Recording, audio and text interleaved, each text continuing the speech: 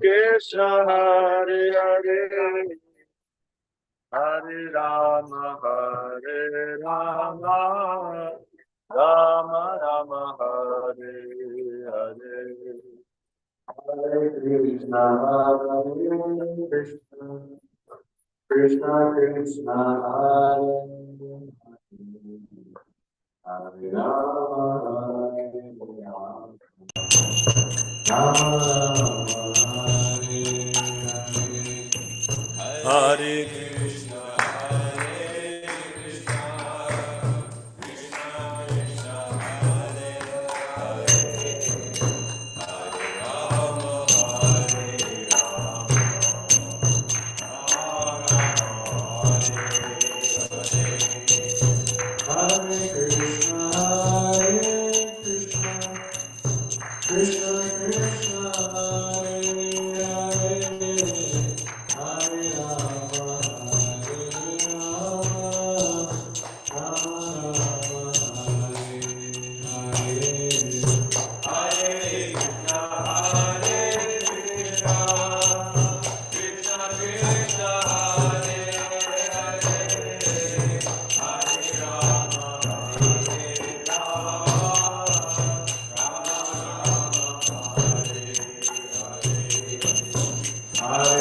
Hare Hare.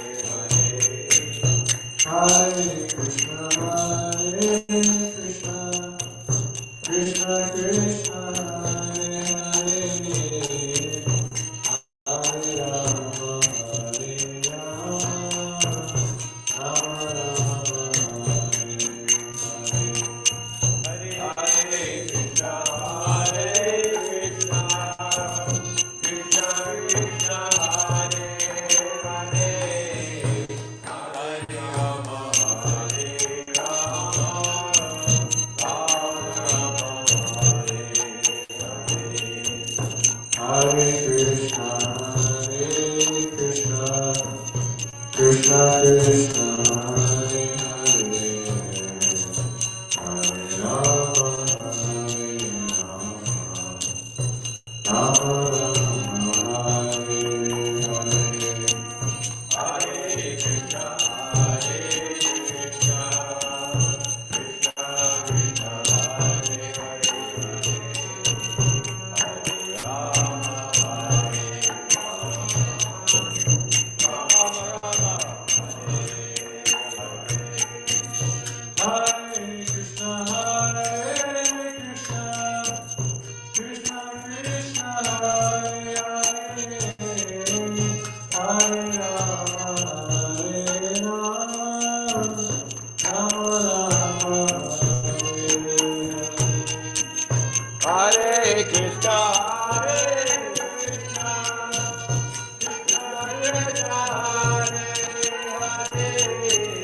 Hare Rama,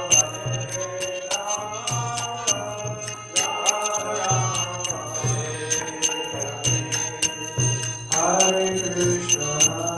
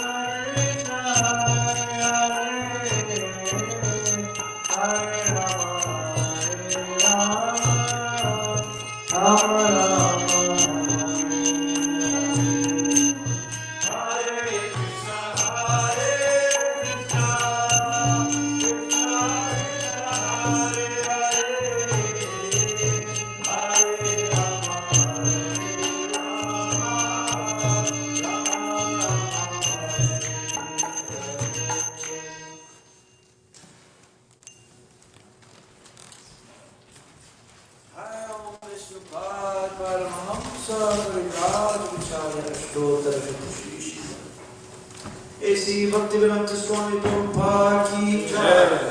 Dharma Vishnu Paramahamsa Pariraj Vicharya Ashtottara Shri Shiva. Bhakti Siddhanta Saraswati Goswami Maharaj Prabhupada ki jai. Ananta Koti Vaishnava Vrinda ki jai. Namacharya Shri Haridas Thakur ki jai. Prem se ho Shri Krishna Chaitanya Prabhu Nityananda Shri Advaita Gadadhar Shivasari Gaur Bhakta Vrinda ki jai. Shri Shri Radha Krishna Gopa Gopina Shamakunda Radha Kunda Giri Govardhan ki jai. Vrindavan ki jai. Navadvitam ki jai. Maturadham ki jai. Jagannath Puri Dham ki jai. Bhakti Dev ki jai. Tulasi Dev ki jai. Yamuna Mai ki jai. Ganga Mai ki jai. Samaveta Bhakta Vrinda ki jai. All glories to the Sama devotees. All glories to the Sama devotees. All glories to the Sama devotees. All glories to Shri Guru Gauranga.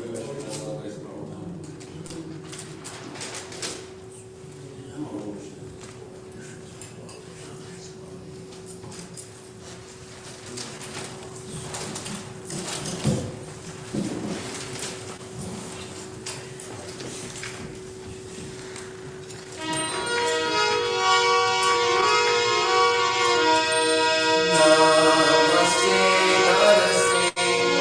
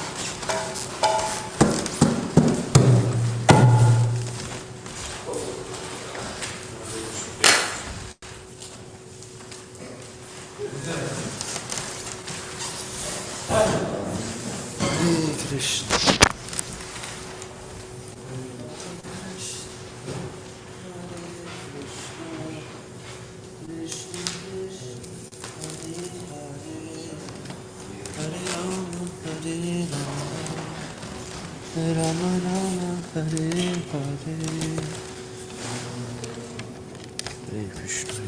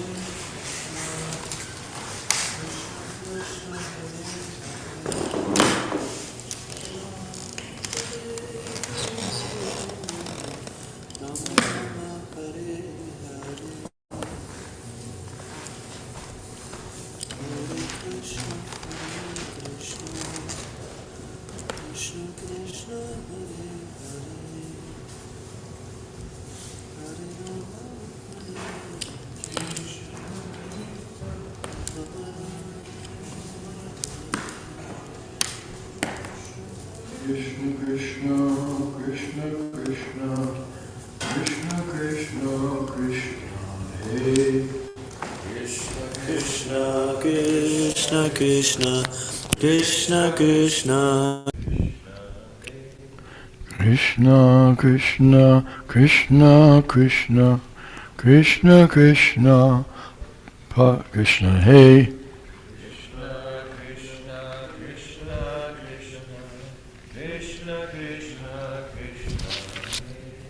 Krishna Krishna, Krishna Krishna, Krishna Krishna, Rakshamam. Krishna Krishna, Krishna Krishna, Krishna Krishna, Rakshamam. Krishna Krishna, Krishna Krishna, Krishna Krishna, Pahimam.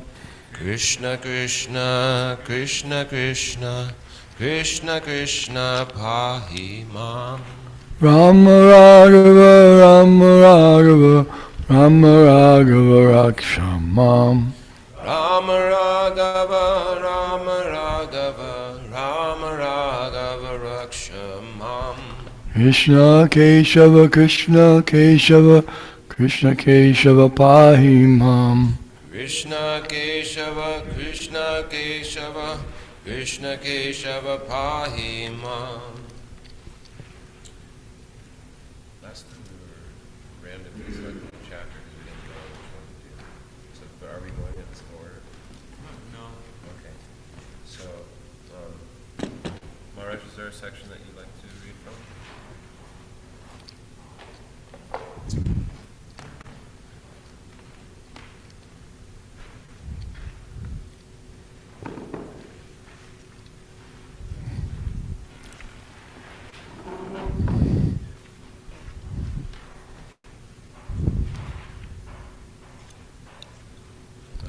Chapter 21.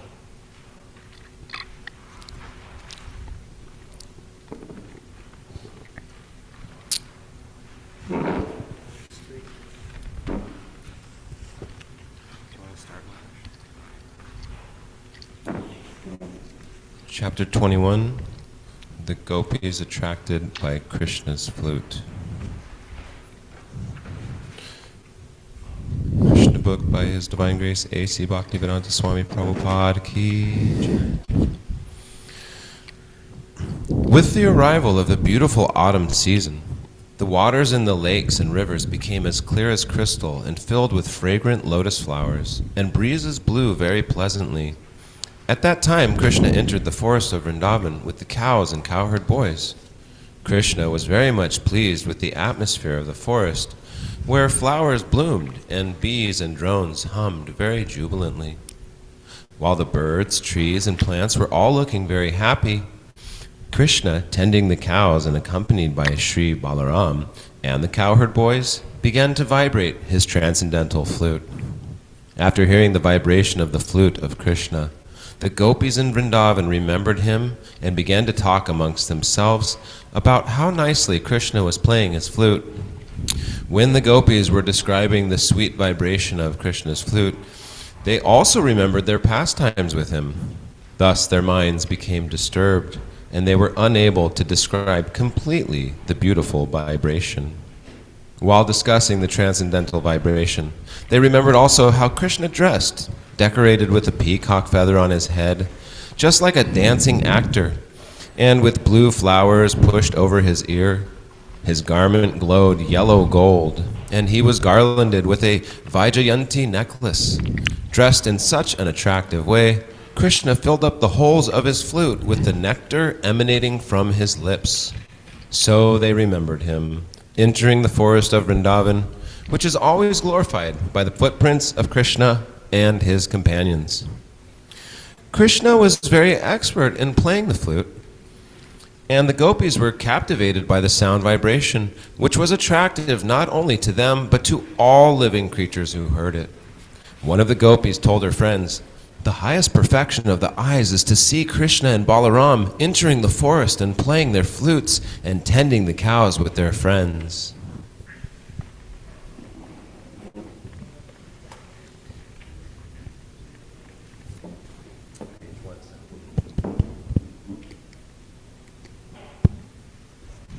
Persons who are constantly engaged in the transcendental meditation of seeing Krishna, internally and externally, by thinking of him playing the flute, entering the Vrindavan forest, and tending the cows with the cowherd boys, have really attained the perfection of samadhi.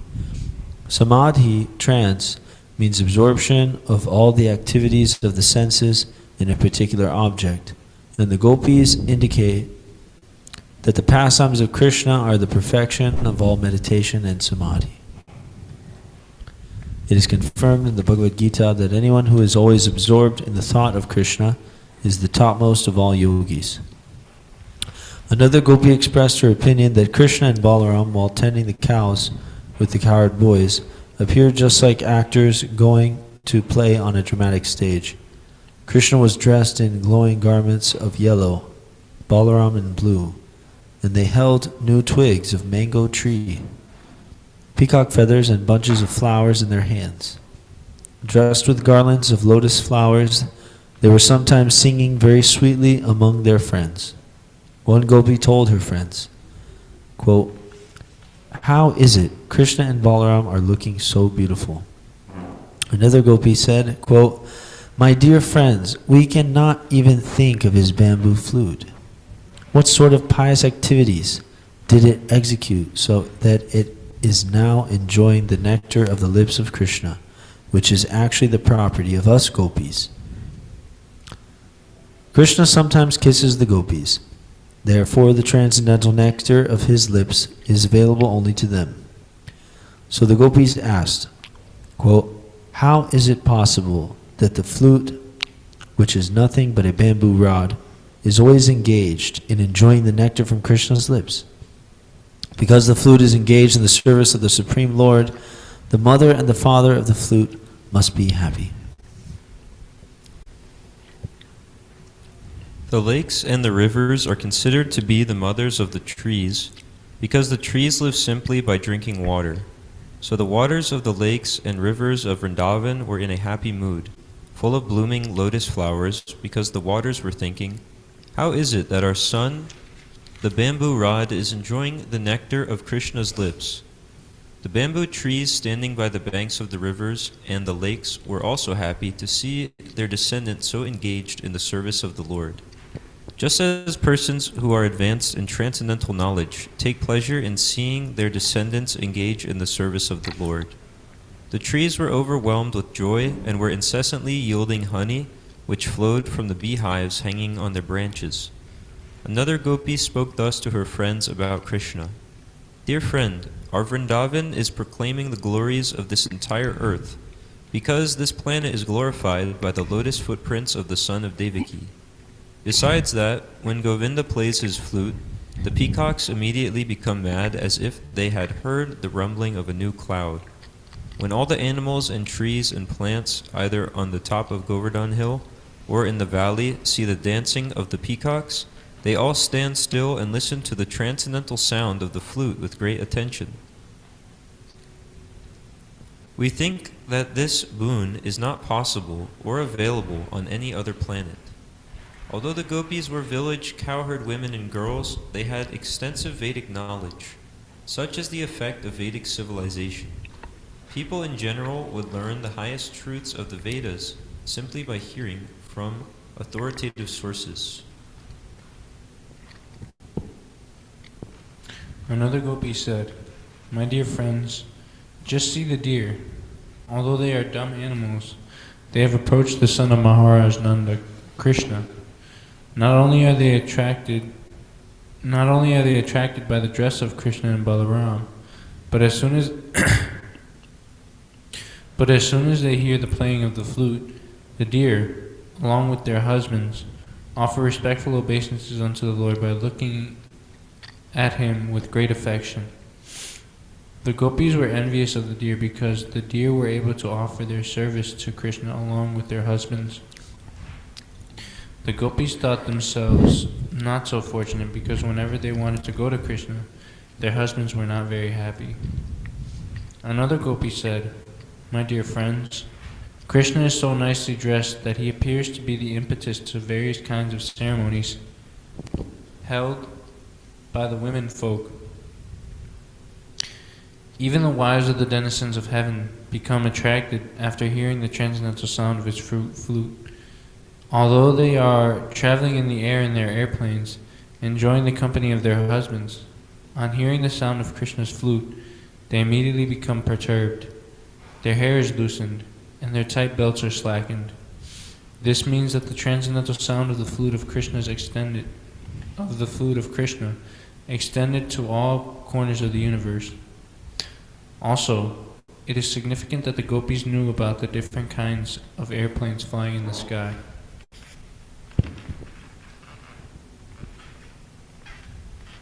Another gopi said to her friends, "My dear friends, the cows are also charmed as soon as they hear the transcendental sound of the flute of Krishna. It sounds to them like the pouring of nectar, and they immediately spread their long ears just to catch the liquid nectar of the flute. As for the calves, they are seen with the nipples of their mothers pressed in their mouths, but they cannot suck the milk. They remain struck with devotion, and tears glide down from their eyes, illustrating vividly how they are embracing Krishna heart to heart. These phenomena indicate that even the cows and calves in Vrindavan knew how to cry for Krishna and embrace him heart to heart. Actually, the perfection of Krishna consciousness can be culminated in the shedding of tears from the eyes."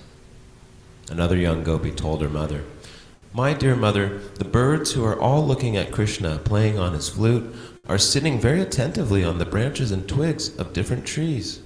From their features, it appears that they have forgotten everything and are engaged only in hearing Krishna's flute. This proves that they are not ordinary birds. They are great sages and devotees, and just to hear Krishna's flute, they have appeared in Vrindavan forest as birds." Great sages and scholars are interested in Vedic knowledge, but the essence of Vedic knowledge is stated in the Bhagavad Gita, "Vedaischa sarvar aham eva vedyaham."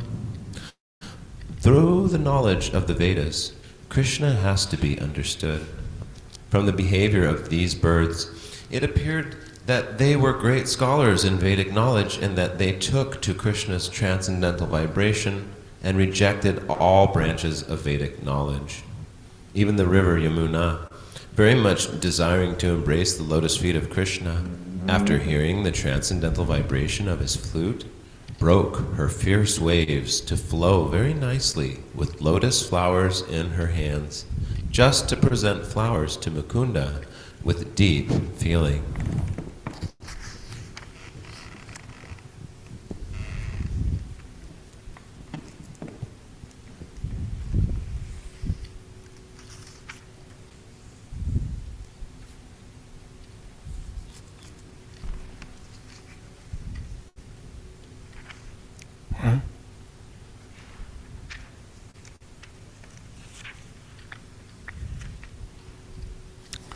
scorching heat of the autumn sunshine was sometimes intolerable,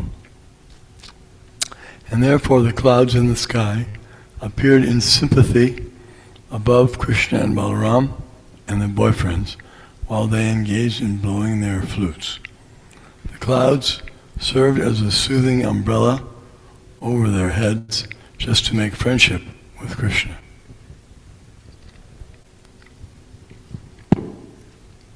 The Aborigine girls became fully satisfied when they smeared their faces and breasts with the dust of Vrindavan, which was reddish from the touch of Krishna's lotus feet.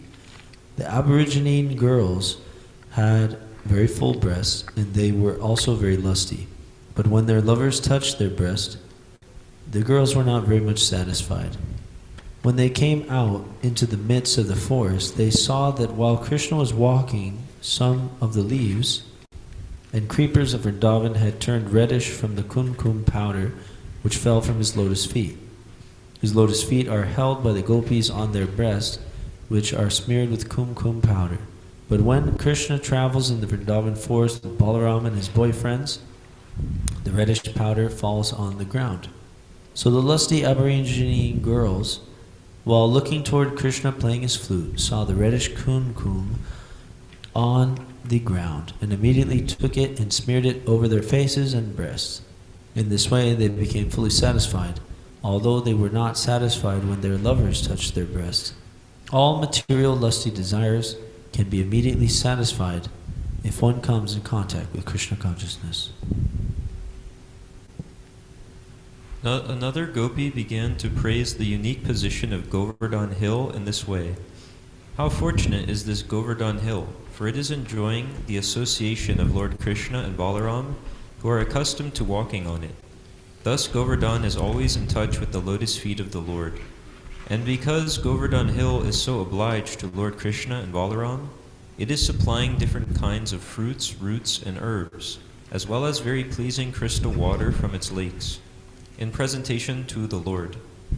The best presentation offered by Govardhan Hill, however, is newly grown grass for the cows and calves. Govardhan Hill knows how to please the Lord by pleasing his most beloved associates, the cows and the cowherd boys. Another gopi said, "Everything appears wonderful when Krishna and Balaram travel in the forest of Vrindavan, playing their flutes and making intimate friendship with all kinds of moving and non-moving living creatures. When Krishna and Balaram play on their transcendental flutes, the moving creatures become stunned and stop their activities, and the non-moving living creatures, like trees and plants, begin to shiver with ecstasy. These are the wonderful reactions to the vibration of the transcendental flutes of Krishna and Balaram." Krishna and Balaram carried binding ropes on their shoulders and in their hands, just like ordinary cowherd boys. While milking cows, cowherd boys bind the cow's hind legs with a small rope.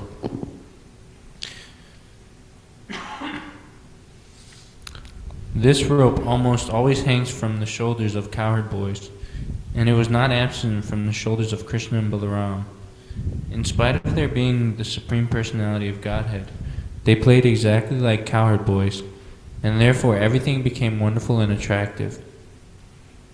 While Krishna was engaged in tending the cows in the forest of Vrindavan or on Govardhan Hill, the gopis in the village were always absorbed in thinking of him and discussing his different pastimes. This is the perfect example of Krishna consciousness to somehow or other remain always engrossed in thoughts of Krishna. The vivid example is always present in the behavior of the gopis. Therefore, Lord Chaitanya declared that no one can worship the Supreme Lord by any method which is better than the method of the gopis. The gopis were not born in a very high Brahmana or Kshatriya family. In very high Brahmana or Kshatriya families. They were born in the families of Vaishyas, and not in big mercantile communities, but in the families of cowherd men. They were not very well educated, although they heard all sorts of knowledge from Brahmanas, the authorities of Vedic knowledge. The gopis' only purpose was to remain always absorbed in thoughts of Krishna. Thus in the Bhaktivedanta purport of the 21st chapter of Krishna, the gopis attracted by the flute. Chapter 22. Stealing the garments of the unmarried gopi girls. According to Vedic civilization, unmarried girls from 10 to 14 years of age are supposed to worship either Lord Shiva or Goddess Durga in order to get a nice husband. But the unmarried girls of Vrindavan were already attracted by the beauty of Krishna. They were, however, engaged in the worship of Goddess Durga in the beginning of the Hemanta season, just prior to the winter season. The first month of Hemanta is Agrahayana, October, November. And at that time, all the unmarried gopis of Vrindavan began to worship Goddess Durga with a vow. They first ate havishyana, a kind of food prepared by boiling together mung dal and rice without any spices or turmeric. According to Vedic injunction, this kind of food is recommended to purify the body before one enacts a ritualistic ceremony. All the unmarried gopis in Vrindavan used to daily worship Goddess Katyayani early in the morning after taking a bath in the river Yamuna. Katyayani is another name for Goddess Durga. The goddess is worshipped by preparing a doll made of sand from the bank of the Yamuna. Okay. It is recommended in the Vedic scriptures that a deity may be made from different kinds of material elements. It can be painted, made of metal, made of jewels, made of wood, earth, or stone, or can be conceived within the heart of the worshipper. The Mayavadi philosopher takes all these forms of the deity to be imaginary, but actually they are accepted in the Vedic scriptures to be identical with either the Supreme Lord or a representative demigod.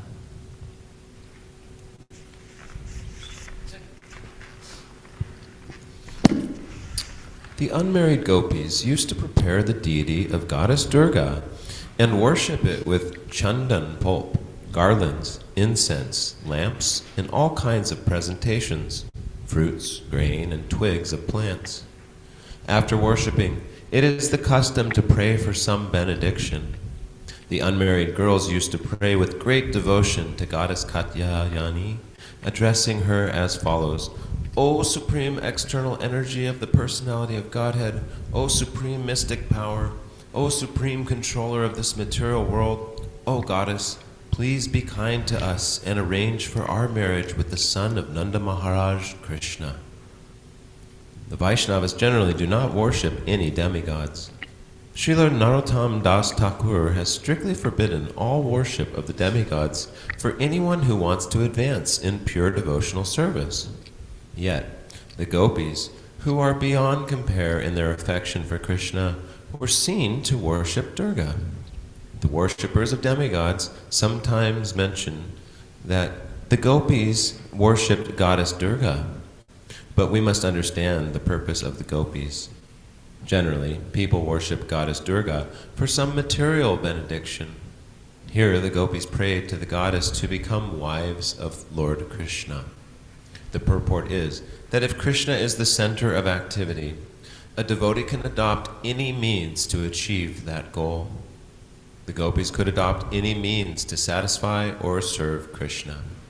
That was the super excellent characteristic of the gopis.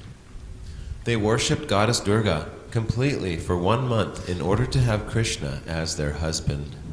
Every day they prayed for Krishna, the son of Nanda Maharaj, to become their husband.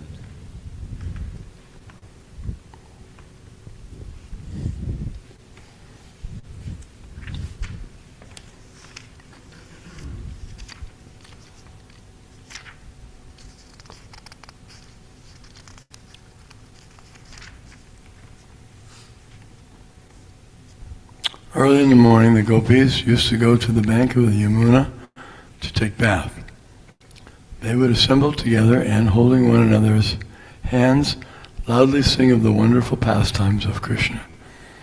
It is an old system among Indian girls and women that when they take a bath in the river, they place their garments on the bank and dip into the water completely naked. The portion of the river where the girls and women bathe was strictly prohibited to any male, and this is still the system. The Supreme Personality of Godhead, knowing the minds of the unmarried young gopis, blessed them with their desired objective. They had prayed for Krishna to become their husband, and Krishna wanted to fulfill their desires. At the end of the month, Krishna, along with his friends, appeared on the scene. Another name of Krishna is Yogeshvara, or master of all mystic powers. By practicing meditation, the yogis can study the psychic movement of other men, and certainly Krishna could understand the desire of the gopis. Appearing on the scene, Krishna immediately collected all the garments of the gopis, climbed up into a nearby tree, and with a smiling face began to speak to them. My dear girls, he said, please come here one after another and pray for your garments and then take them away. I am not joking with you. I am just telling the truth. I have no desire to play any joke with you, for you are tired from observing the regulative principles for 1 month by worshipping goddess Katyayani. Please do not come here all at once. Come alone. I want to see each of you in your complete beauty, for you all have thin waists. I have requested you to come alone. Now please comply. When the gopis in the water heard such joking words from Krishna, they began to look at one another and smile. They were very joyous to hear such a request from Krishna because they were already in love with him. Out of shyness, they looked at one another, but they could not come out of the water because they were naked. Due to remaining in the water for a long time, they felt cold and were shivering. Yet upon hearing the pleasing joking words of Govinda, their minds were perturbed with great joy. They told Krishna, Dear son of Nanda Maharaj, please do not joke with us in that way. It is completely unjust to us. You are a very respectable boy because you are the son of Nanda Maharaj, and you are very dear to us. But you should not play this joke on us, because now we are all shivering from the cold water. Kindly deliver our garments immediately, otherwise we shall suffer.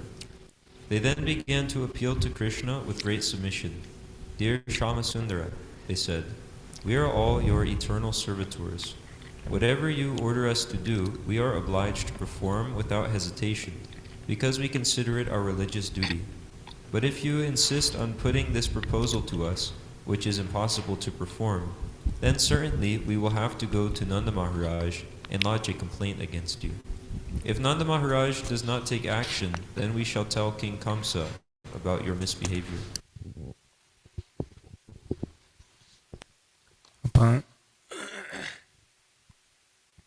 Upon hearing this appeal by the unmarried gopis, Krishna answered, My dear girls, if you think that you are my eternal servitors and you are always ready to execute my order, then my request is that, with your smiling faces, you please come here alone, one after another, and take away your garments.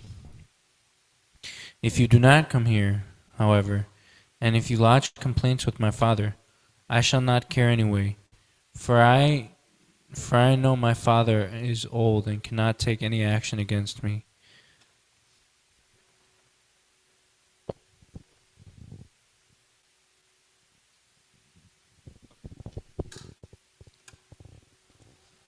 When the gopis saw that Krishna was strong and determined, they had no alternative but to abide by his order. One after another they came out of the water, but because they were completely naked, they tried to cover their nakedness by placing their left hand over their pubic area. In that posture they were all shivering. Their simple presentation was so pure that Lord Krishna immediately became pleased with them. All the unmarried gopis who prayed to Katyayani to have Krishna as their husband were thus satisfied. A woman cannot be naked before any male except her husband. The unmarried gopis desired Krishna as their husband, and he fulfilled their desire in this way. Being pleased with them, he took their garments on his shoulder and began to speak as follows. My dear girls, you have committed a great offense by going naked in the river Yamuna. Because of this, the predominating deity of the Yamuna, Varuna Dev, has become displeased with you. Please, therefore, just touch your foreheads with folded palms and bow down before the demigod Varuna in order to be excused from this offensive act. The gopis were all simple souls, and whatever Krishna said they took to be true. In order to be freed from the wrath of Varunadev, as well as to fulfill the desired end of their vows, and ultimately to please their worshipable Lord Krishna, they immediately abided by his order. Thus they became the greatest lovers of Krishna and his most obedient servitors. Nothing can compare with the Krishna consciousness of the gopis. Actually, the gopis did not care for Varuna or any other demigod. They only wanted to satisfy Krishna. Krishna became very ingratiated and satisfied by the simple dealings of the gopis. He immediately delivered their respective garments one after another. Although Krishna cheated the young unmarried gopis and made them stand naked before him and enjoyed joking words with them, and although he treated them just like dolls and stole their garments, they were still pleased with him and never lodged complaints against him. This attitude of the gopis is described by Lord Chaitanya Mahaprabhu when he prays, My dear Lord Krishna, you may embrace me or trample me under your feet, or you may make me broken-hearted by never being present before me. Whatever you like you can do, because you have complete freedom to act. But in spite of all your dealings, you are my Lord eternally, and I have no other worshipable object. This is the attitude of the gopis toward Krishna.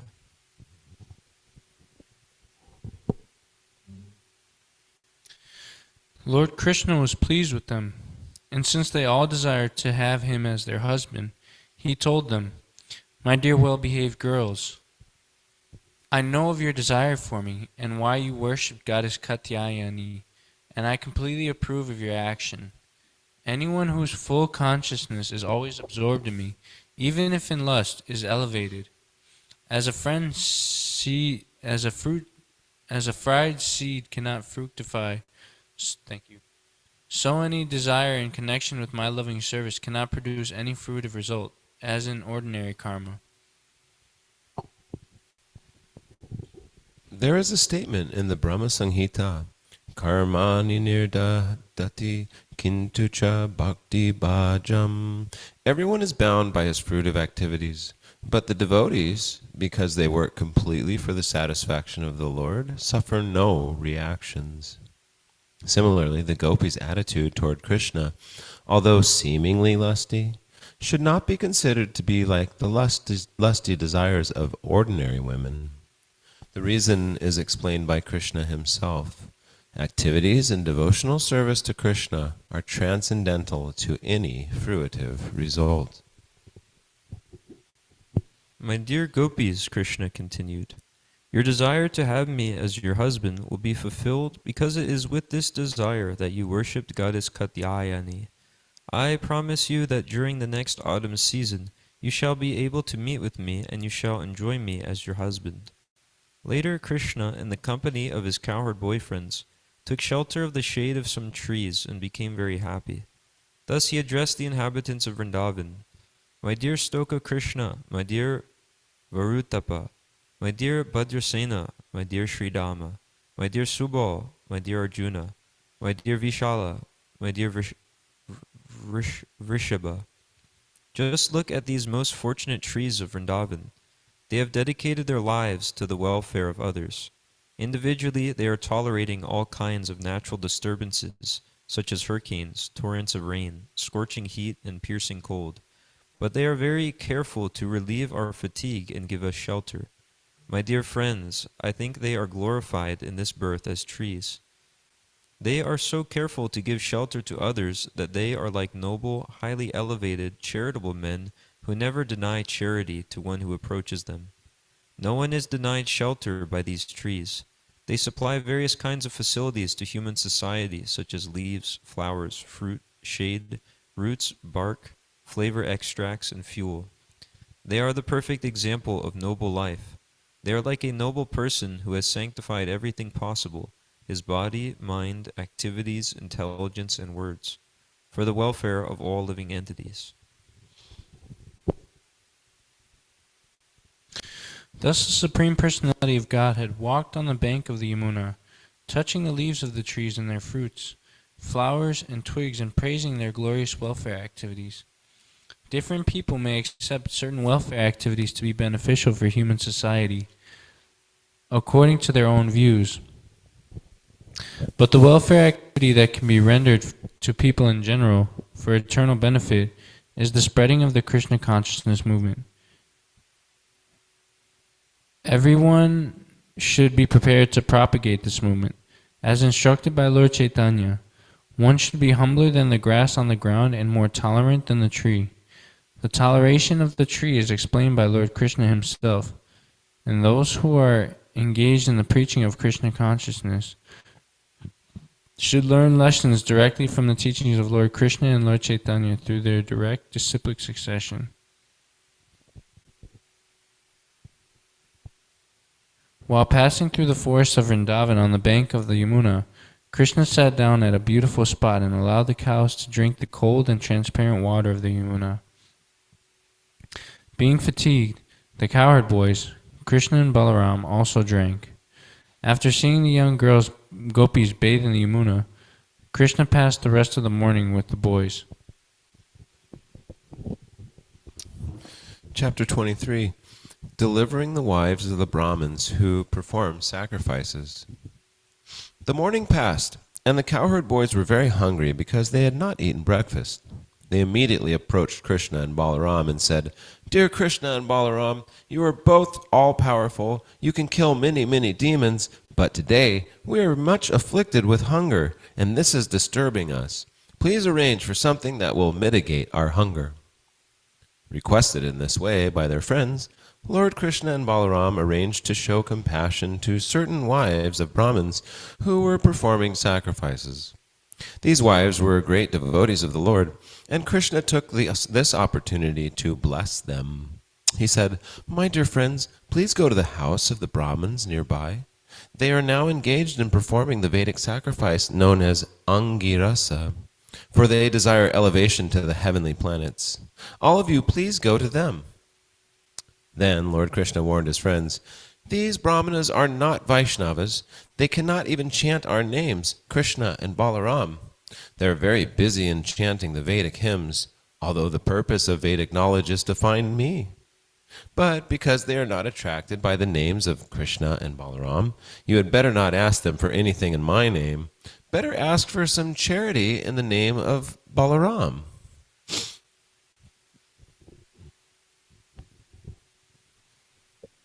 Charity is generally given to high-class brahmanas, but Krishna and Balaram did not appear in a brahmana family.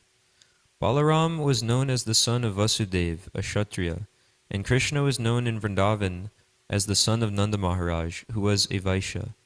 Neither belonged to the brahmana community. Therefore Krishna considered that the brahmanas engaged in performing sacrifices might not be induced to give charity to a Kshatriya and Vaishya. But at least if you utter the name of Balaram, they may prefer to give in charity to a Kshatriya rather than to me, because I am only a Vaishya. Being thus ordered by the Supreme Personality of Godhead, all the boys went to the Brahmanas and began to ask for some charity. They approached them with folded hands and fell down on the ground to offer respect. "O earthly gods, kindly hear us. Who are ordered by Lord Krishna and Balaram. We hope you know them both very well, and we wish you all good fortune. Krishna and Balaram are tending cows nearby, and we have accompanied them. We have come to ask for some food from you. You are all brahmanas and knowers of religious principles, and if you think that you should give us charity, then give us some food, and we shall all eat along with Krishna and Balaram. You are the most respectable brahmanas within the human society, and you are expected to know all the principles of religious procedure."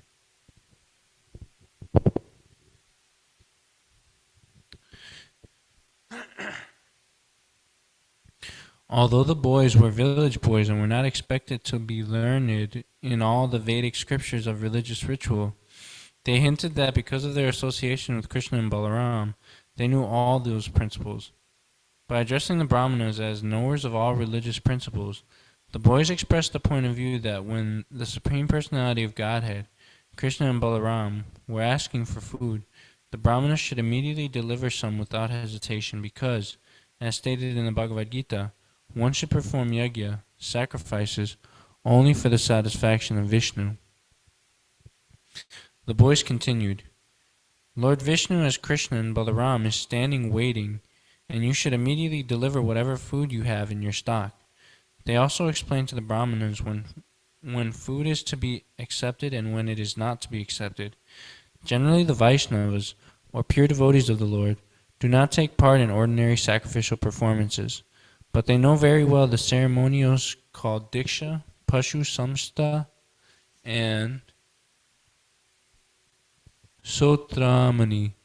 One is permitted to take food after the procedure of Diksha and before the animal sacrificial ceremony and the Sotramani, or ceremony in which liquors are also offered. The boy said, We can take your food at the present stage of your ceremony, for now it will not be prohibited, so you can deliver us the food. Although the companions of Lord Krishna and Balaram were simple cowherd boys, they were in a position to dictate even to the high-class Brahmins engaged in the Vedic rituals of sacrifice. But the Smarta Brahmanas, who were simply sacrificial-minded, could not understand the dictation of the transcendental devotees of the Lord. They could not even appreciate the begging of the Supreme Lord, Krishna and Balaram. Although they heard all the arguments on behalf of Krishna and Balaram, they did not care for them, and they refused to speak to the boys. Despite being highly elevated in the knowledge of Vedic sacrificial rites, all such non-devotee Brahmanas, although they think of themselves as very highly elevated, are ignorant, foolish persons. All their activities are childish because they do not know the purpose of the Vedas as it is explained in the Bhagavad Gita, to understand Krishna. In spite of their advancement in Vedic knowledge and rituals, they do not understand Krishna. Therefore, their knowledge of the Vedas is useless. Lord Chaitanya, therefore, gave his valuable opinion that although a person may not be born in a Brahmin family, if he knows Krishna, or the science of Krishna consciousness, he is more than a Brahmin, and he is quite fit to become a spiritual master. There are various details to be observed in the performance of sacrifices. They are known as desha, place, kala, time, pritag dravya, the different detailed paraphernalia, mantra, hymns, tantra, scriptural evidences, agni, fire, ritvik, learned performers of sacrifices, devata, the demigods, yajamana, the performer of the sacrifices, kratu, the sacrifice itself, and dharma, the procedures. All these are for satisfying Krishna. It is confirmed in the Bhagavad Gita that he is the actual enjoyer of all sacrifices because he is directly the Supreme Personality of Godhead and the Supreme Absolute Truth beyond the conception of speculation of the material senses. He is present just like an ordinary human boy, but for persons who identify themselves with the body, it is very difficult to understand him. The Brahmins were very much interested in the comforts of the material body and in elevation to the higher planetary residences called Swarga Vasa. They were therefore completely unable to understand the position of Krishna. When the boys saw that the Brahmanas would not reply to them, even with a simple yes or no, they became very much disappointed. They then returned to Lord Krishna and Balaram and explained everything that had happened. After hearing their statements, the Supreme Personality of Godhead smiled. He told them that they should not be sorry for being refused by the Brahmanas, because that is the way of begging. He convinced them that one who is engaged in collecting or begging should not think that he will be successful everywhere. He may be unsuccessful in some places, but that should not be cause for disappointment. Lord Krishna then asked all the boys to go again, but this time to the wives of those brahmanas engaged in sacrifices. He also informed them that these wives were great devotees. They are always absorbed in thinking of us. Go there and ask for some food in my name and the name of Balaram, and I am sure that they will deliver you as much food as you desire. Carrying out Krishna's order, the boys immediately went to the wives of the brahmanas. They found the wives sitting inside the brahmana's house. They were very beautifully decorated with ornaments. After offering them all respectful obeisances, the boys said, "Dear mothers, please accept our humble obeisances and hear our statement. We may inform you that Lord Krishna and Balaram are nearby. They have come here with the cows, and you may know also that we have come here under their instructions.